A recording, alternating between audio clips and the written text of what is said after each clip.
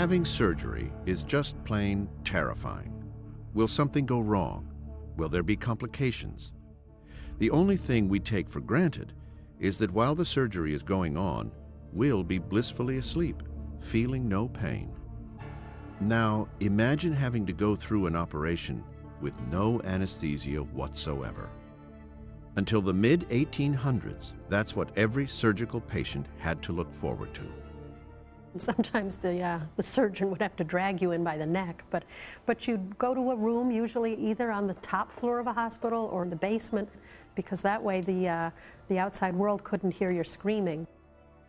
Often you were trussed like a chicken getting ready for roasting so that your limbs and the rest of your body was immobile, or 6 or so burly men would come along and hold you down. The physical pain was maybe over quickly. What was particularly horrifying was that the mental pain went on for the rest of your life. People talked about the fact that they couldn't get the sound of their limb falling on the floor out of their mind. Because the pain was so great, speed became the most prized quality in a surgeon. Dr. Robert Liston was one of the great speed demons of surgery. He could amputate a leg, and if you took a pinch of snuff, you would miss the amputation. But all surgeons of the time had to work that quickly because the pain of a surgical operation without anesthesia is so severe that you could easily die of shock. Very few people can take that type of intense pain for more than a few seconds. Finally, in the mid-1800s, the era of surgery on conscious patients was about to come to a merciful end. On a chilly fall day in 1846, Dr. John Warren, senior surgeon at the prestigious Massachusetts General Hospital, stood in his operating theater, surrounded by several of his students and colleagues. At noon, he would remove a small tumor from the neck of a young man named Abbott. For Warren, a veteran surgeon, this was to be a relatively simple operation.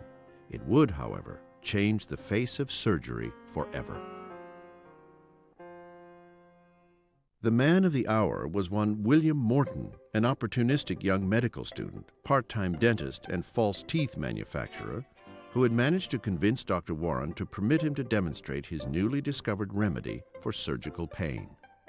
Warren prepared the patient in front of the audience of doctors and students in an amphitheater and waited for Dr. Morton, who didn't show. And then they waited and they looked at their watches, and where is Morton? I mean, this is his big moment. This is Massachusetts General Hospital, and he's late. Finally, he came running up the stairs just as Dr. Warren had the scalpel ready to go. And Dr. Warren bowed, and with all the sarcasm at his command, he said, "Your patient is ready, sir." With slow, deliberate movements, Morton produced a strangely shaped glass contraption of his own making, which, unbeknownst to Warren, he had only finished that very morning. The room filled with the smell of aromatic oils as Morton placed the apparatus over the nervous patient's face and began to administer his potion. As Mr. Abbott's hands dropped to his sides and he fell into a deep sleep, Morton turned to Dr. Warren and, as if to return his sarcasm, said, "Sir, your patient is ready." And Dr. Warren performed the operation in total silence, in what we might call beautiful silence, because there was only the relaxed, deep breathing of the patient to be heard in the ether dome. During the surgery, he appeared to show no signs of pain or reaction, was calm, which was unlike patients that Dr. Warren would have operated on before, and to everyone's astonishment, showed no evidence that he had felt anything.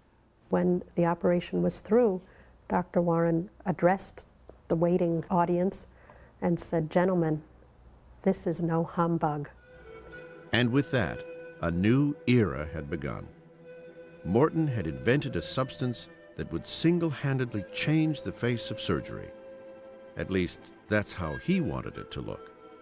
As it was, the substance in his flask, the smell disguised by perfume, was nothing more than ether, a substance which had been known for hundreds of years.